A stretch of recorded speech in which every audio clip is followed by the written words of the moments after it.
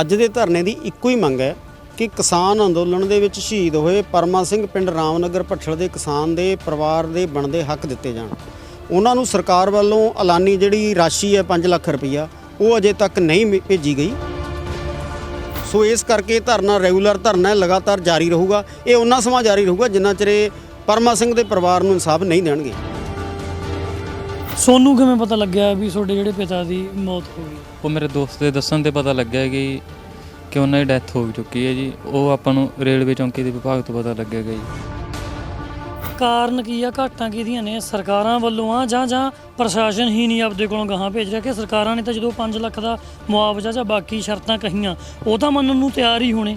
ਕੀ ਲੱਗਦਾ ਗਾ ਗਾਹਾਂ ਫਾਈਲਾਂ ਹੀ ਨਹੀਂ ਜਾ ਰਹੀਆਂ ਜਾਂ ਗਾਹਾਂ ਫਾਈਲਾਂ ਜਾਂਦੀਆਂ ਸਰਕਾਰਾਂ ਨਹੀਂ ਉਹ ਚੀਜ਼ਾਂ ਨੂੰ ਅਪਰੂਵ ਕਰਦੀਆਂ? ਕਿਸਾਨੀ ਸੰਘਰਸ਼ ਲਗਾਤਾਰ ਚੱਲਦੇ ਨੂੰ 1 ਸਾਲ ਹੋ ਗਿਆ ਤੇ ਲਗਾਤਾਰ ਕਿਸਾਨੀ ਸੰਘਰਸ਼ ਦੇ ਵਿੱਚ ਜਿਹੜਾ ਕਿਸਾਨ ਨੇ ਉਹ ਸ਼ਹੀਦ ਹੁੰਦੇ ਨਜ਼ਰ ਆ ਰਹੇ ਆ। ਹਰ ਆਏ ਦਿਨ ਜਿਹੜਾ ਕਿਸਾਨ ਕਿਤੇ ਨਾ ਕਿਤੇ ਸ਼ਹੀਦ ਹੁੰਦਾ, ਪਰ ਸਰਕਾਰਾਂ ਦੇ ਕੰਨਾਂ ਤੇ ਹਾਲੇ ਤੱਕ ਜਿਹੜੀ ਆਪਾਂ ਕਹਿ ਸਕਦੇ ਹਾਂ ਜੂੰ ਨਹੀਂ ਸਰਕੀ। ਲਗਾਤਾਰ ਕਿਸਾਨਾਂ ਨੂੰ ਜੋ ਸਰਕਾਰਾਂ ਨੇ ਮੰਗਾਂ ਕਈਆਂ ਨੇ ਉਹ ਵੀ ਪੂਰੀਆਂ ਨਹੀਂ ਕੀਤੀਆਂ ਨੇ ਤੇ ਧਰਨੇ ਲਾਉਣੇ ਪੈਂਦੇ, ਧਰਨੇ ਲਗਾ ਕੇ ਆਪਣੀਆਂ ਮੰਗਾਂ ਮਨਵਾਉਣੀਆਂ ਪੈਂਦੀਆਂ ਨੇ। ਅੱਜ ਵੀ ਬੁਢਲਾਡਾ SDM ਦਫ਼ਤਰ ਦਾ ਸੰਯੁਕਤ ਕਿਸਾਨ ਮੋਰਚੇ ਵੱਲੋਂ ਜਿਹੜਾ ਘਿਰਾਓ ਕੀਤਾ ਹੋਇਆ ਤੇ ਧਰਨਾ ਪ੍ਰਦਰਸ਼ਨ ਦਿੱਤਾ ਗਿਆ, ਕਿਉਂਕਿ ਪਰਮਾ ਸਿੰਘ ਕਿਸਾਨ ਆਗੇ ਜਿਹੜੇ ਦਿੱਲੀ ਤੋਂ ਸੰਘਰਸ਼ 'ਚੋਂ ਵਾਪਸ ਆ ਰਹੇ ਸੀ ਤੇ ਉਹਨਾਂ ਦੀ ਐਕਸੀਡੈਂਟ ਦੇ ਵਿੱਚ ਮੌਤ ਹੋ ਜਾਂਦੀ ਆ। ਉਸ ਤੋਂ ਬਾਅਦ ਲਗਾਤਾਰ ਉਹਨਾਂ ਨੂੰ ਕੁਝ ਸਮੇਂ ਬਾਅਦ ਇਹ ਕਿਹਾ ਗਿਆ ਕਿ ਤੁਹਾਡੀਆਂ ਸਾਰੀਆਂ ਮੰਗਾਂ ਮੰਨ ਲਈਆਂ ਗਈਆਂ, ਤੁਹਾਨੂੰ ਜਲਦ ਜਿਹੜੀ ਮੁਆਵਜ਼ਾ ਦਿੱਤਾ ਜਾਊਗਾ, ਸਰਕਾਰੀ ਨੌਕਰੀ ਦੀ ਗੱਲ ਕੀਤੀ ਜਾਊਗੀ ਤੇ ਜਿਹੜਾ ਤੁਹਾਡਾ ਕਰਜ਼ਾ ਮਾਫ ਕੀਤਾ ਜਾਊਗਾ। ਪਰ ਉਹਨਾਂ ਨੂੰ 13 ਸਤੰਬਰ ਦਾ ਦਿਨ ਦੇ ਕੇ ਉਸ ਤੋਂ ਬਾਅਦ ਅੱਜ ਗੱਲ ਕਰੀਏ 6 ਅਕਤੂਬਰ ਹੋ ਚੁੱਕਿਆ, ਹਾਲੇ ਤੱਕ ਕਿਸੇ ਨੇ ਵੀ ਸਾਰ ਨਹੀਂ ਲਈ, ਜਿਸ ਤੇ ਅੱਜ ਸੰਯੁਕਤ ਕਿਸਾਨ ਮੋਰਚੇ ਵੱਲੋਂ ਧਰਨਾ ਪ੍ਰਦਰਸ਼ਨ ਦਿੱਤਾ ਗਿਆ। ਗੱਲ ਕਰਾਂਗੇ, ਆਗੂ ਸਾਡੇ ਨਾਲ ਨੇ। ਕੀ ਕਹਿਣਾ ਪ੍ਰਧਾਨ ਜੀ, ਜਿਹੜਾ ਅੱਜ ਦਾ ਮਤਲਬ ਆਪਾਂ ਧਰਨਾ ਰੱਖਿਆ ਗਾ, ਕੀ ਮੰਗਾਂ ਨੇ, ਕੀ ਕਹਿਣਾ ਤੁਹਾਡਾ? ਅੱਜ ਦੇ ਧਰਨੇ ਦੀ ਇੱਕੋ ਹੀ ਮੰਗ ਹੈ ਕਿ ਕਿਸਾਨ ਅੰਦੋਲਨ ਦੇ ਵਿੱਚ ਸ਼ਹੀਦ ਹੋਏ ਪਰਮਾ ਸਿੰਘ ਪਿੰਡ ਰਾਮਨਗਰ ਭੱਠਲ ਦੇ ਕਿਸਾਨ ਦੇ ਪਰਿਵਾਰ ਦੇ ਬਣਦੇ ਹੱਕ ਦਿੱਤੇ ਜਾਣ। ਉਹਨਾਂ ਨੂੰ ਸਰਕਾਰ ਵੱਲੋਂ ਐਲਾਨੀ ਜਿਹੜੀ ਰਾਸ਼ੀ ਹੈ 5 ਲੱਖ ਰੁਪਈਆ ਉਹ ਅਜੇ ਤੱਕ ਨਹੀਂ ਭੇਜੀ ਗਈ। ਪਰਿਵਾਰਕ ਮੈਂਬਰ ਨੂੰ ਨੌਕਰੀ ਦੇਣ ਵਾਸਤੇ ਕੋਈ ਪ੍ਰੋਸੈਸ ਸ਼ੁਰੂ ਨਹੀਂ ਕੀਤਾ ਗਿਆ ਤੇ ਨਾ ਹੀ ਪਰਿਵਾਰ ਦਾ ਕਰਜ਼ਾ ਖਤਮ ਕਰਨ ਵਾਸਤੇ ਜ਼ਿਲ੍ਹਾ ਪ੍ਰਸ਼ਾਸਨ ਜਾਂ ਸਰਕਾਰ ਵੱਲੋਂ ਕੋਈ ਤਹਈਆ ਕੀਤਾ ਗਿਆ। ਇਸ ਕਰਕੇ ਮਜਬੂਰ ਹੋ ਕੇ ਅੱਜ ਦਾ ਜਿਹੜਾ ਪ੍ਰਦਰਸ਼ਨ ਹੈ ਸਾਨੂੰ ਕਰਨਾ ਪੈ ਰਿਹਾ ਹੈ ਕਿ 35 ਦਿਨ ਬੀਤਣ ਦੇ ਬਾਅਦ ਵੀ ਪਰਿਵਾਰ ਨੂੰ ਹੱਕ ਨਹੀਂ ਮਿਲੇ। ਇਹਨਾਂ ਨੇ 13 ਦਿਨਾਂ ਦਾ ਵਾਅਦਾ ਸਾਡੇ ਨਾਲ ਕੀਤਾ ਸੀ SDM ਬੁਢਲਾਡਾ ਵੱਲੋਂ ਤਹਿਸੀਲਦਾਰ ਸਾਹਿਬ ਨੂੰ ਭੇਜ ਕੇ। ਸੋ ਇਸ ਕਰਕੇ ਧਰਨਾ ਰੈਗੂਲਰ ਧਰਨਾ ਲਗਾਤਾਰ ਜਾਰੀ ਰਹੂਗਾ। ਇਹ ਉਹਨਾਂ ਸਮਾਂ ਜਾਰੀ ਰਹੂਗਾ ਜਿੰਨਾ ਚਿਰ ਪਰਮਾ ਸਿੰਘ ਦੇ ਪਰਿਵਾਰ ਨੂੰ ਇਨਸਾਫ ਨਹੀਂ ਦੇਣਗੇ। ਜਦੋਂ ਸਰਕਾਰਾਂ ਨੇ ਇੱਕ ਤਰੀਕ ਦੇ ਦਿੱਤੀ ਸੀ, ਉਸ ਤੇ ਕਹਿ ਦਿੱਤਾ ਸੀ ਕਿ ਅਸੀਂ ਤੁਹਾਨੂੰ ਜਿਹੜਾ ਇਹ ਮੁਆਵਜ਼ਾ ਦੇਵਾਂਗੇ, ਫਿਰ ਸਰਕਾਰਾਂ ਉਸ ਗੱਲ ਤੋਂ ਕਿਉਂ ਭੱਜ ਰਹੀਆਂ? ਕਿਉਂਕਿ ਇੱਥੋਂ ਦਾ ਪ੍ਰਸ਼ਾਸਨ ਨੇ ਤੁਹਾਨੂੰ ਇਹ ਕਿਹਾ ਸੀਗਾ, ਉਸ ਤੋਂ ਬਾਅਦ ਵੀ ਉਹਨਾਂ ਨੂੰ ਪਤਾ ਹੈਗਾ ਵੀ ਮੁਆਵਜ਼ਾ ਦੇਣਾ ਪੈਣਾ, ਮੰਗਾਂ ਮੰਨਣੀਆਂ ਪੈਣੀਆਂ, ਫਿਰ ਵੀ ਕਿਉਂ ਲਟਕਾਇਆ ਜਾ ਰਿਹਾ? ਇਹ ਪ੍ਰਸ਼ਾਸਨ ਦੀ ਬੜੀ ਅਣਗਹਿਲੀ ਹੈ ਤੇ ਇਹਨਾਂ ਵਾਸਤੇ ਸ਼ਰਮ ਵਾਲੀ ਗੱਲ ਹੈ ਕਿ ਲੋਕਾਂ ਦੇ ਵਿੱਚ ਖੜ ਕੇ ਹਸਪਤਾਲ ਦੇ ਵਿੱਚ ਡੈੱਡ ਬਾਡੀ ਦੇ ਕੋਲੇ ਜਾ ਕੇ ਇਹਨਾਂ ਨੇ ਵਾਅਦਾ ਕੀਤਾ ਤੇ ਵਾਅਦੇ ਤੋਂ ਆਪ ਖੁਦ ਮੁੱਕਰੇ ਨੇ।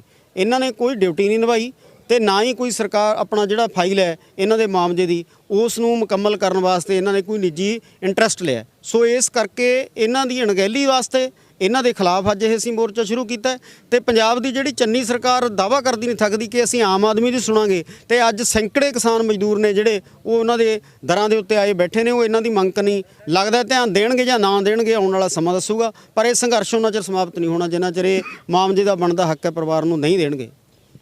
ਕੀ ਕਹੋਗੇ ਸਵਰਨ ਜੀ? ਸਰਕਾਰਾਂ ਗੱਲਾਂ ਕਰਦੀਆਂ ਨੇ, ਇੱਥੇ ਮੁਆਵਜ਼ੇ ਦੀ ਮੰਗ ਕਹਿ ਕੇ ਮੰਨ ਕੇ ਉਸ ਤੋਂ ਬਾਅਦ ਵੀ ਲਟਕਾਇਆ ਜਾ ਰਿਹਾ। ਕੀ ਕਹੋਗੇ ਇੱਕ ਵਿਅਕਤੀ ਜਿਹੜਾ ਘਰੋਂ ਸ਼ਹੀਦ ਹੋ ਗਿਆ ਗਾ ਤੇ ਉਸ ਤੋਂ ਬਾਅਦ ਉਹਦੇ ਪਰਿਵਾਰ ਦਾ ਜਿਹੜਾ ਖਰਚੇ ਦੇ ਨਾਲ ਇੱਕ ਮੈਂਬਰ ਘਟ ਗਿਆ ਤੇ ਪਰਿਵਾਰ ਦਾ ਗੁਜ਼ਾਰਾ ਵੀ ਨਹੀਂ ਹੋ ਰਿਹਾ, ਤੁਹਾਡਾ ਕੀ? ਪਹਿਲੀ ਗੱਲ ਤਾਂ ਇਸ ਤੋਂ ਇਹ ਝਲਕਦਾ ਕਿ ਜਿਹੜੀਆਂ ਸਰਕਾਰਾਂ ਨੇ ਭਾਵੇਂ ਇਹਨੇ ਭੱਠਲ ਵੱਡੇ ਮੈਂ ਨਾਂ ਨਹੀਂ ਲਵਾਂਗਾ ਪਿੱਛੇ ਹੋਇਆ, ਜੇ ਤਾਂ ਵੱਡਿਆਂ ਦੇ ਜਿਹੜੇ ਬੱਚਿਆਂ ਨੂੰ DSP ਲਾਉਣਾ ਹੈ ਜਾਂ ਚੰਗੀਆਂ ਉਹਨਾਂ ਦੇ ਕਰਜ਼ੇ ਮਾਫ ਕਰਨੇ ਨੇ ਜਾਂ ਉਹਨਾਂ ਨੂੰ ਕਨਸੈਸ਼ਨ ਦੇਣੀ ਹੈ, ਉਹਦੇ ਲਈ ਤਾਂ ਇਹ ਮਿੰਟ ਨਹੀਂ ਲਾਉਂਦੇ।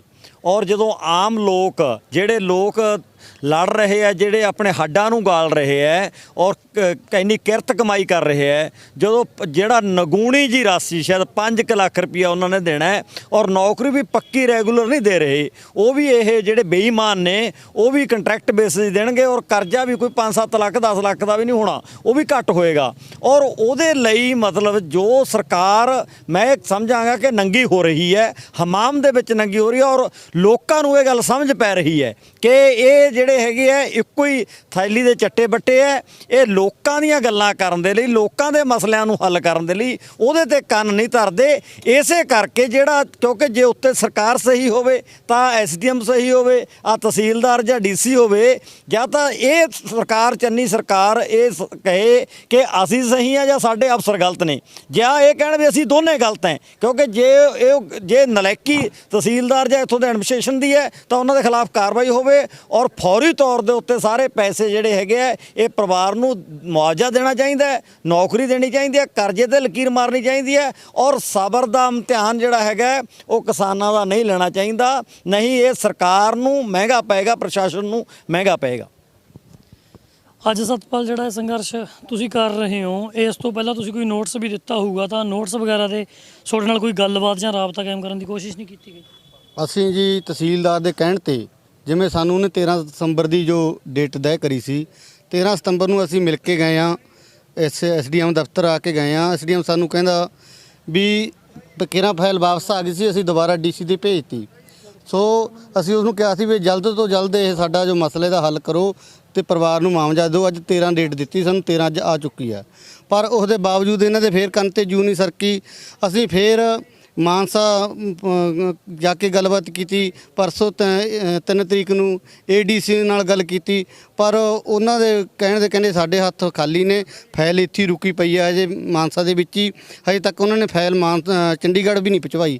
ਇਹ ਜਿਹੜੀ ਪ੍ਰਸ਼ਾਸਨ ਦੀ ਅਣਗਹਿਲੀ ਹੈ, ਇੱਥੋਂ ਦੇ ਸਿਵਲ ਪ੍ਰਸ਼ਾਸਨ ਦੀ ਅਣਗਹਿਲੀ ਆ, ਉਸ ਦੇ ਖਿਲਾਫ ਅਸੀਂ ਇਹ ਧਰਨਾ ਲਾਇਆ ਵੀ ਜਿੰਨਾ ਟਾਈਮ, ਕਿਉਂਕਿ ਸਰਕਾਰਾਂ ਦੀਆਂ ਇੰਨੀਆਂ ਨਲਾਇਕੀਆਂ ਹੋ ਚੁੱਕੀਆਂ ਨੇ, ਇੰਨਾ ਰੂਟੀਨ ਬਣ ਚੁੱਕਿਆ, ਜਿੰਨਾ ਟਾਈਮ ਕੋਈ ਕਿਸੇ ਤਰ੍ਹਾਂ ਦਾ ਕੋਈ ਧਰਨਾ ਨਹੀਂ ਲੱਗਦਾ, ਉਹਨਾਂ ਟਾਈਮ ਕੋਈ ਵੀ ਸਰਕਾਰ ਕਿਸੇ ਦੀ ਵੀ ਕੋਈ ਮੰਗ ਨਹੀਂ ਮੰਨਦੀ। ਤਾਂ ਕਰਕੇ ਅਸੀਂ ਮਜਬੂਰ ਹੋ ਕੇ ਜਦੋਂ ਸਿਰ ਉੱਪਰ ਦੀ ਪਾਣੀ ਲੰਘ ਗਿਆ ਤਾਂ ਇਹ ਅਣਮਿੱਥੇਲੀ ਧਰਨਾ ਜੋ ਅਸੀਂ ਐਸਡੀਐਮ ਦੇ ਖਿਲਾਫ, ਸਿਵਲ ਪ੍ਰਸ਼ਾਸਨ ਦੇ ਖਿਲਾਫ ਦਿੱਤਾਗਾ। ਜਿੰਨਾ ਟਾਈਮ 5 ਲੱਖ ਦਾ ਚੈੱਕ ਇੱਥੇ ਇਸ ਸਟੇਜ ਤੇ ਨਹੀਂ ਆਉਂਦਾ, ਉਹਨਾਂ ਟਾਈਮ ਅਸੀਂ ਇਹ ਧਰਨਾ ਜਾਰੀ ਰਹੂਗਾ। ਪ੍ਰਧਾਨ ਜੀ, ਅੱਜ ਵੀ ਧਰਨਾ ਲਾਇਆ, ਜੇ ਮੰਨ ਲਓ ਇਹ ਕੁਝ ਦਿਨ ਤੁਹਾਡੇ ਇਸੇ ਤਰ੍ਹਾਂ ਤੁਹਾਨੂੰ ਧਰਨਾ ਲਾਉਣਾ ਪੈ ਗਿਆ, ਤੁਹਾਡੀਆਂ ਗੱਲਾਂ ਨਹੀਂ ਮੰਨਦੇ, ਤਾਂ ਕਿਸ ਤਰ੍ਹਾਂ ਦੇ ਐਕਸ਼ਨ ਹੋਣਗੇ, ਜਾਂ ਇਸ ਤੋਂ ਬਾਅਦ ਤਿੱਖੇ ਵੀ ਕੀਤੇ ਜਾਣਗੇ, ਕੀ ਕਹਿਣਾ? ਸੰਘਰਸ਼ ਤਾਂ ਜਿਹੜਾ ਤਿੱਖਾ ਤਾਂ ਕਰਨਾ ਹੀ ਪਊ। ਸਾਨੂੰ ਪਤਾ ਹੈ ਕਿ ਸੰਘਰਸ਼ ਸਾਨੂੰ ਤਿੱਖੇ ਦੇ ਰੂਪ ਉਹ ਘਿਰਾਓ ਵੀ ਹੋ ਸਕਦੇ ਆ, ਉਹ ਮੌਕੇ ਤੇ ਅਚਨਚੇਤ ਫੈਸਲਾ ਵੀ ਲੈਣਾ ਪਊਗਾ। ਫਿਰ ਅਸੀਂ ਐਲਾਨ ਨਹੀਂ ਕਰਾਂਗੇ ਕਿ ਕਿੱਦਾਂ ਘਿਰਾਓ ਕਰਨਾ ਹੈ, ਫਿਰ ਅਚਨਚੇਤ ਫੈਸਲੇ ਲੈਣੇ ਪੈਣਗੇ। ਤੇ ਜਿਹੜਾ ਤਿੱਖਾ ਕਰਨ ਦਾ ਸਵਾਲ ਹੈ, ਇਹ ਸਾਨੂੰ ਮਜਬੂਰ ਕਰ ਰਹੇ ਆ ਤਿੱਖਾ ਕਰਨ ਨੂੰ। ਜਦੋਂ ਅਸੀਂ ਇਹ ਦੇਖ ਰੱਖਿਆ ਹੈ ਤੇ ਲੋਕਾਂ ਦਾ ਇਹਨਾਂ ਤੋਂ ਯਕੀਨ ਲਗਾਤਾਰ ਉੱਠ ਰਿਹਾ ਹੈ। ਪ੍ਰਸ਼ਾਸਨ ਹਜੇ ਤਾਂ ਹੈਰਾਨ ਇਸ ਗੱਲ 'ਤੇ ਹਾਂ ਕਿ ਪ੍ਰਸ਼ਾਸਨ ਆਪਦੀ ਭ੍ਰਿਸ਼ਟਾਚਾਰੀ ਦੀਆਂ ਫਾਈਲਾਂ 'ਚੋਂ ਬਾਹਰ ਨਹੀਂ ਆ ਰਿਹਾ।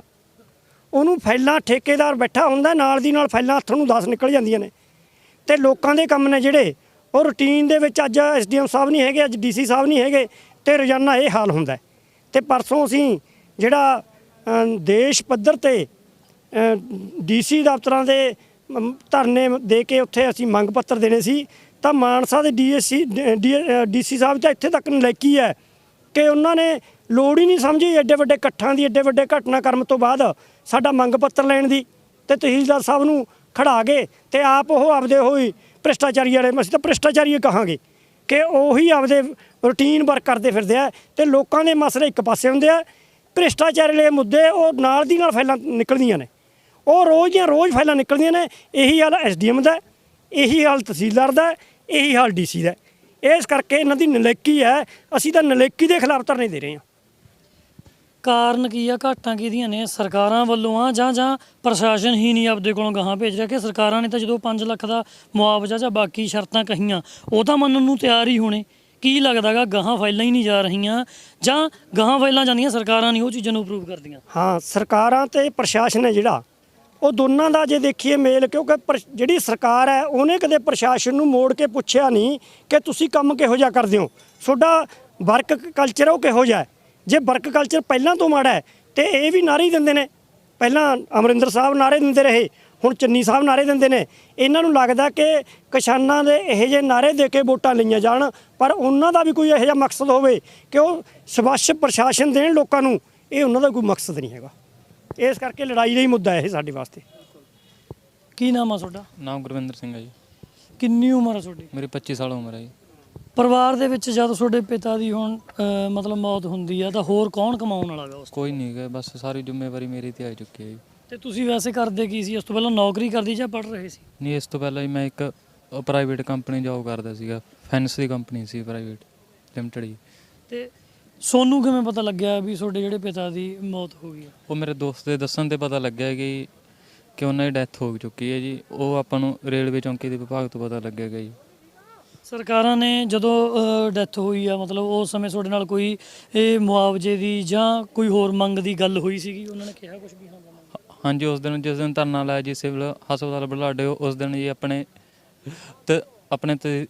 ਤਹਿਸੀਲਦਾਰ ਸਾਹਿਬ ਆਏ ਨੇ ਜੀ। ਉਸ ਦਿਨ ਉਹਨਾਂ ਨੇ ਆਪਣਾ ਵਾਅਦਾ ਕੀਤਾ, ਪਰ ਵਾਅਦੇ ਦੇ ਖਰੇ ਨਹੀਂ ਉਤਰੇਗੀ ਜੀ। ਉਹ ਹੁਣ ਕੀ ਮੰਗ ਕਰਦੇ ਹੋ ਤੁਸੀਂ? ਹੁਣ ਤਾਂ ਜੀ ਸਾਡੀ ਹੈਲਪ ਕੀਤੀ ਜਾਵੇ, ਜ਼ਿਆਦਾ ਤੋਂ ਮੁਆਵਜ਼ੇ ਦੀ ਮੰਗ ਕਰ ਰਹੇ ਜੀ।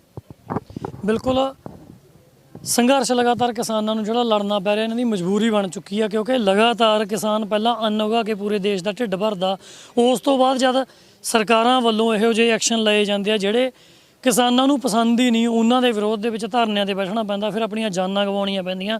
ਜਾਨਾਂ ਗਵਾਉਣ ਤੋਂ ਬਾਅਦ ਜਦ ਪਰਿਵਾਰ ਦੇ ਵਿੱਚ ਕੋਈ ਮੋਢੀ ਹੀ ਨਹੀਂ ਰਹਿੰਦਾ, ਤਾਂ ਫਿਰ ਆਪਣੇ ਕਰਜ਼ੇ ਮੁਆਫ ਕਰਾਉਣ ਦੇ ਲਈ, ਮੁਆਵਜ਼ਿਆਂ ਦੇ ਲਈ ਵੀ ਫੇਰ ਧਰਨੇ ਲਗਾਉਣੇ ਪੈਂਦੇ ਆ। ਕਿਉਂਕਿ ਇੱਥੇ ਆਪਾਂ ਕਹਿ ਸਕਦੇ ਹਾਂ ਲਗਾਤਾਰ ਜਿਹੜੇ ਕਿਸਾਨ ਆ ਉਹਨਾਂ ਨੂੰ ਹੀ ਮੁਸ਼ਕਲਾਂ ਝੱਲਣੀਆਂ ਪੈ ਰਹੀਆਂ, ਤੇ ਸਰਕਾਰਾਂ ਵੱਲੋਂ ਹਲੇ ਵੀ ਇਹਨਾਂ ਦੇ ਮੁਆਵਜ਼ਿਆਂ ਵੱਲ ਜਾਂ ਇਹਨਾਂ ਦੀਆਂ ਮੰਗਾਂ ਵੱਲ ਧਿਆਨ ਨਹੀਂ ਦਿੱਤਾ ਜਾ ਰਿਹਾ।